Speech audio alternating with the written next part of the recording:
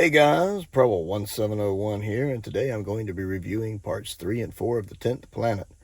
Had to get outside today, too much noise going on at the house, hard to record with background noise, so we're going to do it in the car.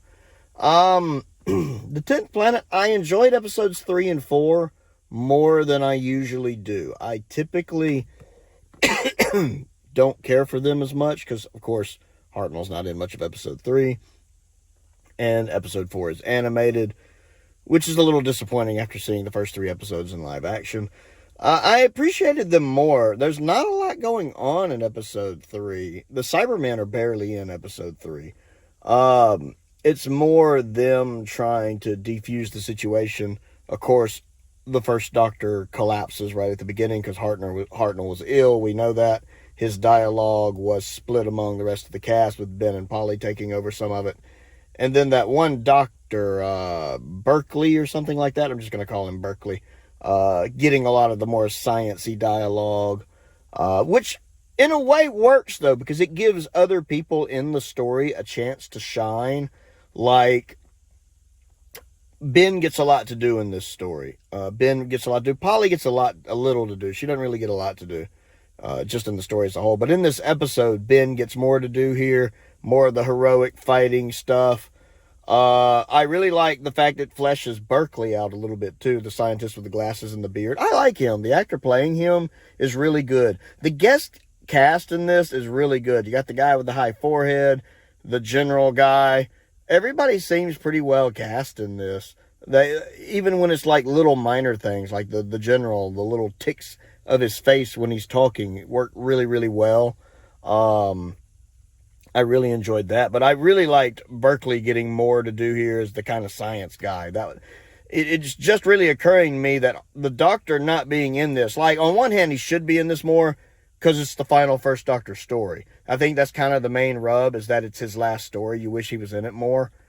But him not being in it gives the other characters a chance to shine and do stuff, and them to have some memorable turns. Because of that, I kind of like Berkeley more. Episode 4, the animation didn't bother me as much this time. Again, there's still some weird camera angle shots, some close-ups of the Cybermen that feel a little out of place. Maybe it's because I didn't watch the whole thing in one sitting now. I watched parts 1 and 2 one night and parts 3 and 4 the next night. So maybe it wasn't as jarring as watching all of it at one time, going from 3 surviving episodes to 1 animated episode. It didn't bother me as much. The animation was fine.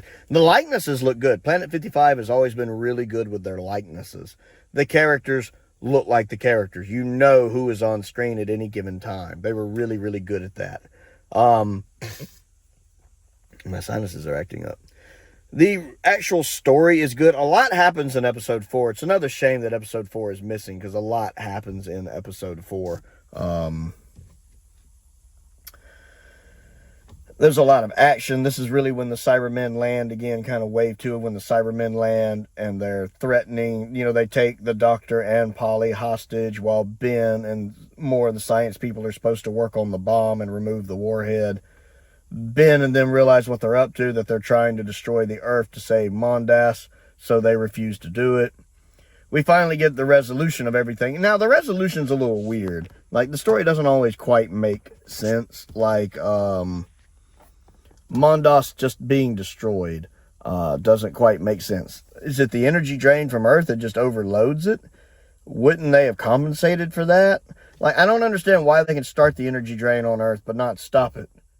Like, you figure, all right, we got enough energy, we're off again. But, like, it's like once they throw it on, it keeps going until they blow up the Earth. It's just, seems like a weak plot point. Seems like plot convenience. Like, it does that because it has to do that. That's a real weak point for me, that with all this technology the Cybermen have, they can't just, we've got this much energy, time to stop now. And, you know, because the plot needs it to do that. It's the only reason it does that. And then when the planet blows up, it kills all the Cybermen, which is really weird to me. Like, all the Cybermen just dying and disintegrating. I'm like, that's not how this works. That's not how any of this works. Okay, willing suspension of disbelief. Willing suspension of disbelief. It just feels a little odd. But overlooking that, it's fine. The final scene is nice, seeing the Doctor weaken, talking to them when he's doing his bit about, it's far from being all over, which Hartnell himself still wasn't 100% yet. But just from the audio, he is putting in a good performance. And then the few existing clips of the episode are really good. And then the regeneration looks fantastic. It is one of the best regenerations. So overall, I enjoyed this watch through a lot more than I thought I did. I enjoyed this a lot more than I thought I did. I enjoyed this a lot more, this recent watch through, more than I usually do. I've always liked parts 1 and 2, but parts 3 and 4 felt stronger for me this time. Maybe because I didn't watch it all in a row, but I ended up enjoying the whole story.